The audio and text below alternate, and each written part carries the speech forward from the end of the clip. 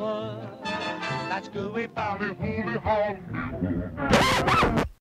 Hey, welcome back to Pollywood. This is Roger Simon. And Lionel Chetwynd. And we have a special guest today, and in keeping with the Pollywood policy of always having people who know nothing about the subject, we are offering Paul Mazursky on the subject of Jews in Hollywood. Paul, welcome to Pollywood. Thank you very much. It's a pleasure you know, to be here. we can also say that Paul has written and directed some minor movies like Down and Out in Beverly Hills, Bob and Cal, Ted and Alice, Enemies, a Love Story, which we committed together, and various others that I'm sure you've all seen. But let's go to the subject, and you take it away, Lionel.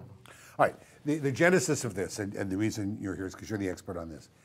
I'm sitting in a flat we had in London, which was very, very elegantly appointed, just down the street from the Saudi embassy.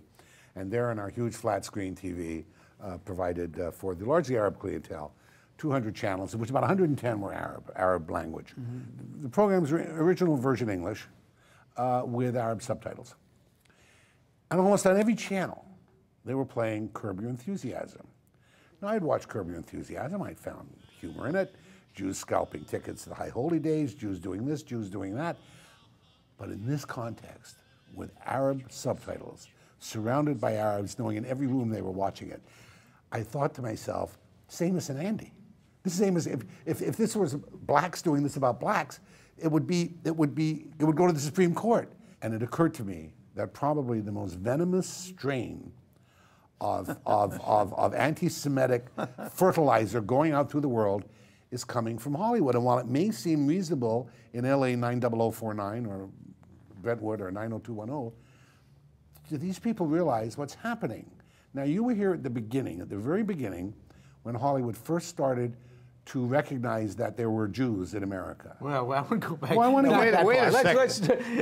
Anyway, let's go. I'm not talking. Let's get Paul's Did you response. see Al You ain't heard Jolson? nothing yet. Al Yeah. Jolson. Al No, Jolson No, is the modern era. You were there. No, my first movie that I wrote that was made was I Love You, Alice B. Toklas. Right. Okay. With Larry Tucker. What year is Alice B. Toklas? 1967. Okay. Well, that's about what I'm talking about. Yeah, well, and in a lot that before movie, that, yeah. there were definitely Jews in the movie. Peter Sellers played a Jewish man, a crazy Jewish man, if you want to know the truth. And his mother was played by Jo Van Fleet, who's not Jewish, I don't think, who was wonderful in it. Did you give them Jewish names in that? No. You Well, used yeah, it Mr. was Green or something like that. It was. I don't remember the name even, but he runs out of his own wedding. Right. And the wedding was being performed by twin cantors.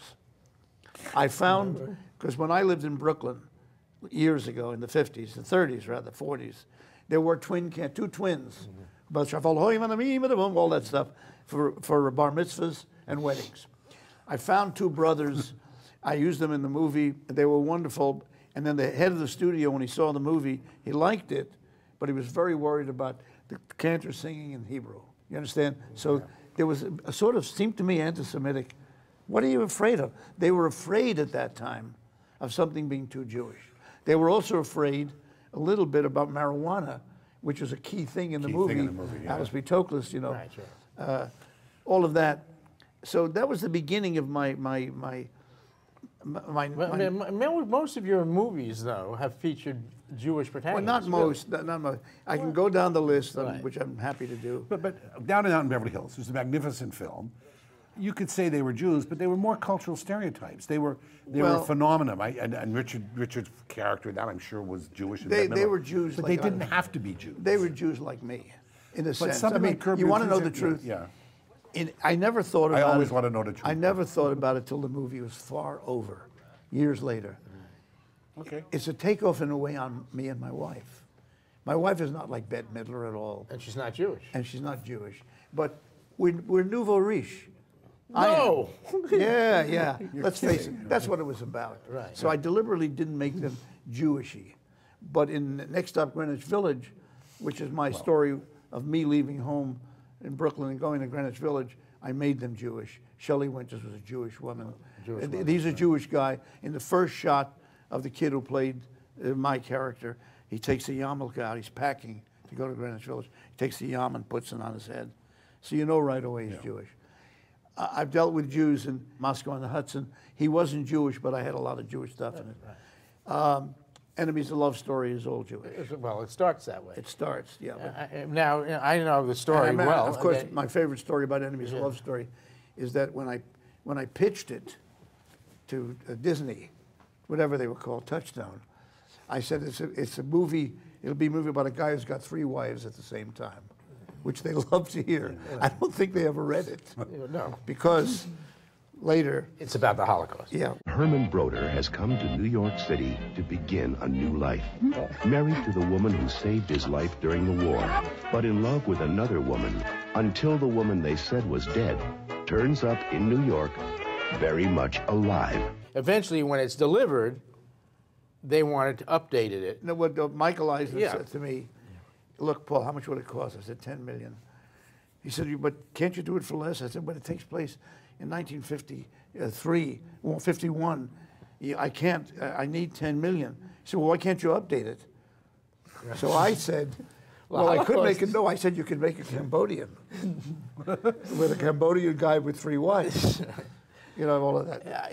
You know, it's a funny story about, you know, the stupidity of Hollywood. But here's the question. It raises a question. You're talking about racism. Yeah, it raises a question. I'm talking about the voice, that voice, which in literature is Boucher Friedman, that ethnic voice in literature, which is a very positive experience, speaks to a positive experience. How does it become so dwarfed and so stunted? What happened? I don't really know. I mean, I think most movies are made because they want to make money. I mean, I don't think they're making. I think maybe in the 70s, when the director had a little more power, a lot more, and the studios at that time were like saying, we don't know what to do, but maybe these guys do because they made a good movie. They made Bob and Carol. They made this. They were about 10 of us, maybe 15. So they let you do it, and it kind of worked. But as time went on and it became more corporate, things have changed a lot. I don't really know. I don't have an answer to what your question is, if you want to know the truth. I know it's what can I say? You're Mazursky. He's Mazursky. No, but I mean, I'll tell you my answer is that people, it's a very limited answer, unfortunately. People just do what they can do. And I mean, you know, if you want to condemn Larry David, you can, but it's Larry David's vision of the world. I'm not. And he's trapped in that just as I'm trapped in my vision and Paul's trapped in his vision.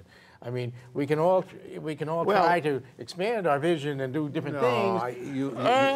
The trick surely is to take your vision and expand it. But if you look at if you go from Seinfeld to Curb Your Enthusiasm, what you get is a narrowing of vision, doing probably what you're saying. It's this is if I pare it down to some sort of bare essential, I can go on working.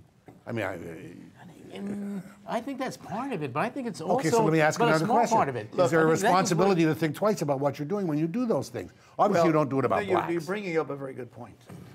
In my opinion, and I mean, in my opinion, ain't worth that much, but what effect it's had on the filmmakers is they censor themselves because they want it to be made.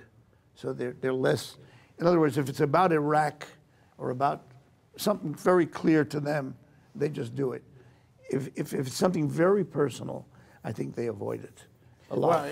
Well, Larry David doesn't. Larry David, he's playing this nasty, funny guy. And I've been on 7 of them. Yeah, no. I died a few weeks ago. So I got maybe you'll come back in reincarnation. Well, I already suggested to Jeff Garland that I come back as a ghost that haunts him for killing me. So I'm praying he thinks about it. I mean, I'm not praying, but, you know. No, you know. Look, talk about the Coen Brothers movie. I'm a big fan of theirs. Yep, right. I think they are very gifted, smart. Are unquestionably gifted filmmakers. Smart. It has some hilarious. We're talking about a serious man here, just to be clear for the audience. Serious man. Right. But every Jew in it is a putz. What was your feeling that every Jew was a putz when you looked at it? Well, I laughed when it was funny. Right. And there are times in it that's very funny. But I thought he could have made a couple of them a little smarter. But you see, here's the thing. Jews can be putzim, but there are certain protected classes. You can make certain fun. There is a narrow spectrum in which gays can be made. You can have fun with gays. Don't mess around with blacks. You don't deal with that subject in Hollywood. And now less so Hispanics. but white males are. I mean, you could write a book Now, wait a with the second. rules Did you of the see hierarchy. Precious? Pardon? Precious. You haven't seen it? No. I liked it a lot.